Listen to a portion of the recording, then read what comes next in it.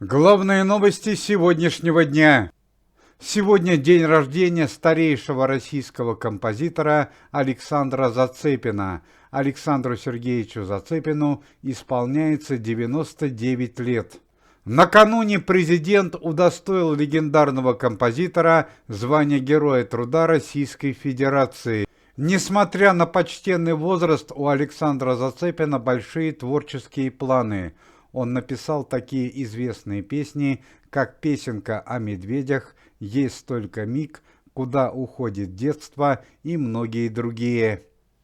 Известным телеведущим Татьяне Лазаревой и Михаилу Шацу было выдвинуто новое обвинение. Центральный суд города Москвы заочно приговорил Татьяну Лазареву и Михаила Шаца к 7 годам лишения свободы за распространение противозаконной информации. На данный момент Татьяна Лазарева и Михаил Шац проживают за рубежом. Приговор вступит в силу, когда телеведущие будут депортированы в Россию. Зять музыкального продюсера Иосифа Пригожина Евгений Ткаченко погиб в зоне спецоперации. Данная информация была официально подтверждена сегодня утром. На протяжении целого года зять Иосифа Пригожина Евгений Ткаченко считался пропавшим без вести. С декабря 2023 от него не было никаких вестей, и велись его поиски. К сожалению, сегодня утром поступила трагическая новость о смерти молодого мужчины. Сегодня утром в Соединенных Штатах Америки был арестован известный актер Алексей Панин, который на данный момент проживает в этой стране вместе со своей несовершеннолетней дочерью. Накануне дочь известного артиста написала заявление в полицию на своего отца о совершении тяжкого преступления по отношению к себе. Как сообщает зарубежная пресса, причина печального события – это злоупотребление Алексеем Паниным спиртными напитками. Алексей Панин уже на протяжении нескольких лет проживает в различных зарубежных странах вместе со своей дочерью и регулярно употребляет спиртные напитки.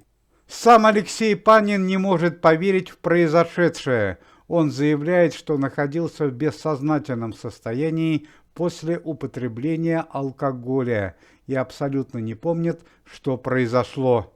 Законы Соединенных Штатов Америки очень суровы по отношению к таким преступлениям, и Алексея Панина в случае полного доказательства его вины ждет большой уголовный срок. Помимо этого, стоит отметить, что Алексей Панин заочно осужден и на территории России на 9 лет лишения свободы за распространение недостоверной информации о СВО и Российской Федерации. По самым приблизительным данным, за свои преступления суммарно Алексей Панин может получить до 20 лет лишения свободы. Помимо этого стало известно, что после чрезвычайного события дочь Алексея Панина больше не будет проживать вместе со своим отцом. Сегодня утром в Москве в фитнес-центре под названием «Москва-река» в плавательном бассейне утонула младшая дочь известной российской певицы Лолиты Милявской. Чрезвычайное событие произошло во время утренней тренировки. Дочь Лолиты Милявской уже несколько лет посещала плавательную секцию. В связи с чрезвычайной ситуацией Лолита Милявская срочно прекратила концерты и музыкальные гастроли и прибыла на место происшествия. Точная причина трагедии пока неизвестна, однако, как заявляют медики бассейна, у дочери Лолиты Милявской во время занятия плаванием отказало сердце. К сожалению, еще одна печальная новость – большая потеря в мире российской музыки и искусства. Накануне ушел из жизни известный российский композитор и автор песен Юрий Мартынов. Юрию Мартынову было 67 лет. Причина смерти – онкологическое заболевание. Песни Юрия Мартынова исполняли известные артисты, среди которых Филипп Киркоров, Леонид Серебренников, Николай Караченцев, Людмила Зыкина, Ольга Зарубина, Сергей Беликов, Виктор Салтыков и многие другие.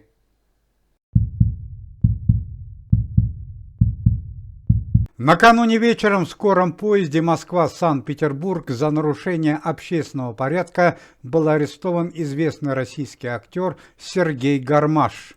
По словам полиции поезда, после обеда в вагон-ресторане и употребления спиртных напитков Сергей Гармаш стал вести себя крайне неуважительно по отношению к сотрудникам поезда и конфликтовал с пассажирами вагона.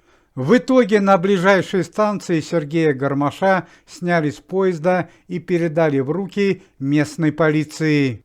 Против Сергея Гармаша может быть открыто административное дело, также известный актер выплатит крупный денежный штраф. Пропало колоссальное наследство известной актрисы Светланы Светличной, которая совсем недавно ушла из жизни. По крайней мере, так заявляют родственники артистки.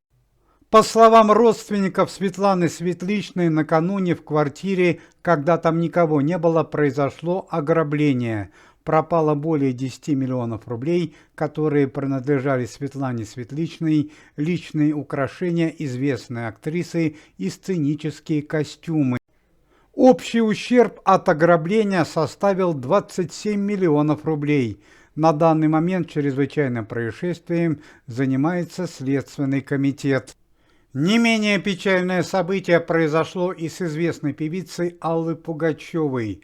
Вчера вечером поступила информация об ограблении шикарного особняка Аллы Борисовны Пугачевой на Кипре, в городе Лимассол.